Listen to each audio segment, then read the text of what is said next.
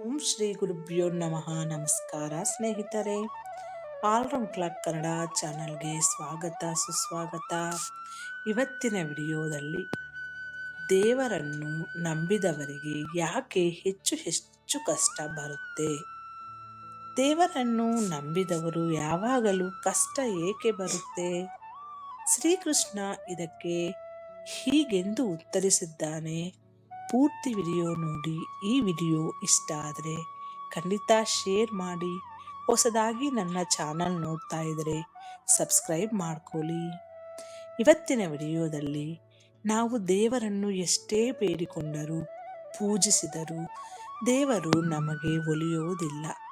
ಅದೇ ದೇವರ ಕಡೆ ತಲೆಯನ್ನು ಹಾಕದೆ ನೋಡಿದವರಿಗೆ ದೇವರು ಎಲ್ಲವನ್ನೂ ನೀಡಿರುತ್ತಾನೆ. ಅವರ ಜೀವನವನ್ನು ಸುಖದಿಂದಿಟ್ಟಿರುತ್ತಾನೆ.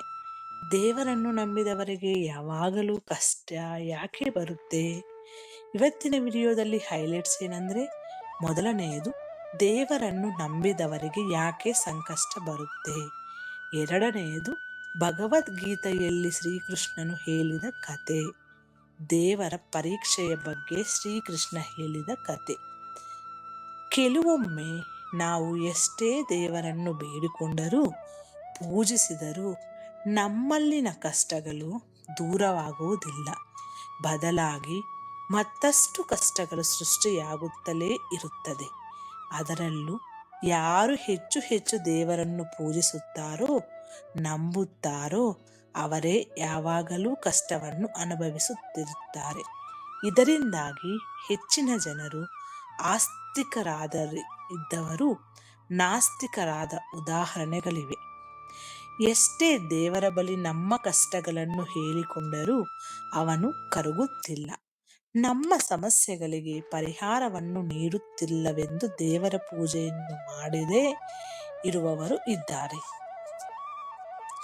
ದೇವರ ಪೂಜೆಯನ್ನು ಮಾಡುವವರಿಗೆ, ದೇವರನ್ನು ಅತಿಯಾಗಿ ನಂಬುವವರಿಗೆ ಯಾಕೆ ದೇವರು ಕಷ್ಟಗಳನ್ನು ನೀಡುತ್ತಾನೆ ಎಂಬುದರ ಬಗ್ಗೆ ನಿಮಗೆ ಈಗಾಗಲೇ ಪ್ರಶ್ನೆಗಳು ಹುಟ್ಟಿಕೊಂಡಿರಬಹುದು. ಇದೇ ರೀತಿ ಪ್ರಶ್ನೆ ಮಹಾಭಾರತದಲ್ಲಿ ಅರ್ಜುನನಿಗೂ ಕಾಡತೊಡಗಿತ್ತು. ಇದನ್ನು ಅರ್ಜುನ ಶ್ರೀಕೃಷ್ಣನ ಬಳಿ ಕೇಳುತ್ತಾನೆ. ಈ ವಿವರಣೆಯನ್ನು ನಾವು ಭಗವದ್ಗೀತೆಯಲ್ಲಿ ನೋಡಬಹುದು. ಅರ್ಜುನನ ಪ್ರಶ್ನೆಗೆ ಶ್ರೀಕೃಷ್ಣ ಈ ಕಥೆಯ ಮೂಲಕ ಉತ್ತರಿಸುತ್ತಾನೆ.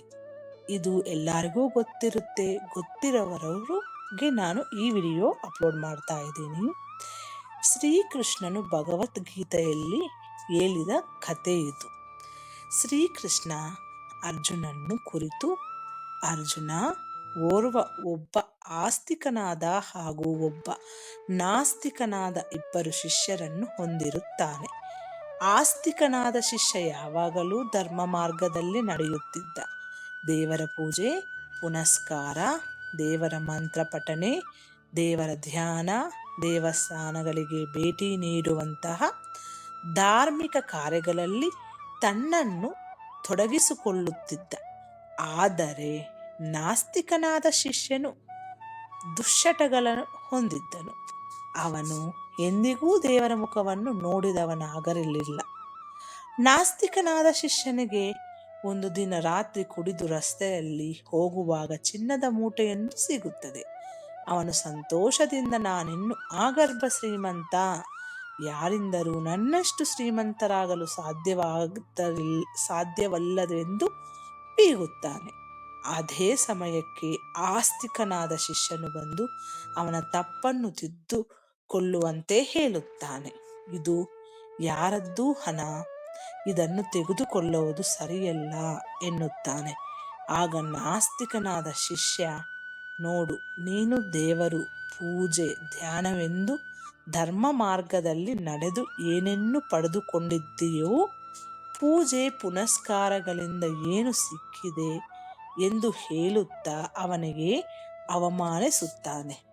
ಆಸ್ತಿಕ ಶಿಷ್ಯನಿಗೆ ಅವನು ಹೇಳಿರುವುದು ಸರಿಯೆಂದೆನಿಸಿ ಇದಕ್ಕೆ ಉತ್ತರವನ್ನು ಪಡೆದುಕೊಳ್ಳಲು ತನ್ನ ಗುರುವಿನಲ್ಲಿಗೆ ಬರುತ್ತಾನೆ. ಆಗ ಗುರುಗಳು ಆತನಿಗೆ, ಪ್ರಸ್ತುತ ಜನ್ಮದಲ್ಲಿ ನಾವು ಹಿಂದಿನ ಜನ್ಮದಲ್ಲಿ ಮಾಡಿದ ಪಾಪ ಕರ್ಮಗಳಿಗೆ ಬೆಲೆ ತೆರಬೇಕಾಗುತ್ತದೆ. ಹಿಂದಿನ ಜನ್ಮದಲ್ಲಿ ನೀನು ನಾಸ್ತಿಕನಾಗಿದ್ದೆ, ಮಾಡಬಾರದ ತಪ್ಪುಗಳು ಮಾಡಿದ್ದೆ. ಕರ್ಮದ ಫಲವಾಗಿ ನೀನೆಂದು ಮರಣ ಹೊಂದುವ ದಿನವಾಗಿತ್ತು. ಆದರೆ ನೀನಿಷ್ಟು ದಿನ ಮಾಡಿದ ಪೂಜೆ ಪುನಸ್ಕಾರ, ದೇವರ ಅನುಗ್ರಹದಿಂದ ಒಂದು ಮುಳ್ಳು ನಿನ್ನ ಕಾಲಿಗೆ ಚುಚ್ಚುವ ಮೂಲಕ ಪಾರಾಗಿದ್ದೀಯಾ.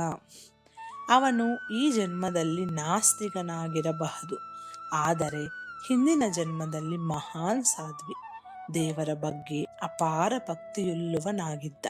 ಹಾಗಾಗಿ ಆತನು ಈ ಜನ್ಮದಲ್ಲಿ ಶ್ರೀಮಂತನಾಗಿದ್ದಾನೆ. ಆದರೆ ಆತನು ಈ ಜನ್ಮದಲ್ಲಿ ಮಾಡುತ್ತಿರುವ ಪಾಪಗಳಿಂದಾಗಿ ಆಗರ್ಭ ಶ್ರೀಮಂತನಾಗಬೇಕಾದವನು ಕೇವಲ ಶ್ರೀಮಂತನಾಗಿ ಉಳಿದಿದ್ದಾನೆ ಎಂದು ಹೇಳುತ್ತಾರೆ. ಇದರ ಬಳಿಕ ಆಸ್ತಿಕನು ಮತ್ತೆ ತನ್ನನ್ನು ದೇವರ ಸೇವೆಯಲ್ಲಿ ತೊಡಗಿಸಿಕೊಳ್ಳುತ್ತಾನೆ. ಈ ರೀತಿ ಶ್ರೀಕೃಷ್ಣ ಅರ್ಜುನನ್ನು ಕುರಿತು, ಅರ್ಜುನ, ಈಗ ನಿನಗೆ ತಿಳಿಯಿತೆ, ದೇವರು ಎಲ್ಲವನ್ನೂ ಮೊದಲೇ ತಿಳಿದಿರುತ್ತಾನೆ.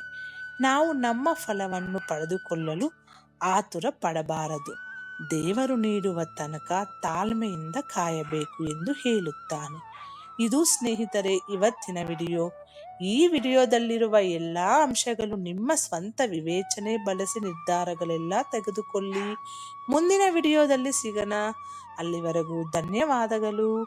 ಹೊಸದಾಗಿ ನಮ್ಮ ಚಾನಲ್ ನೋಡ್ತಾ ಇದ್ರೆ ಖಂಡಿತ ಸಪೋರ್ಟ್ ಮಾಡಿ, ಸಬ್ಸ್ಕ್ರೈಬ್ ಮಾಡ್ಕೊಳ್ಳಿ.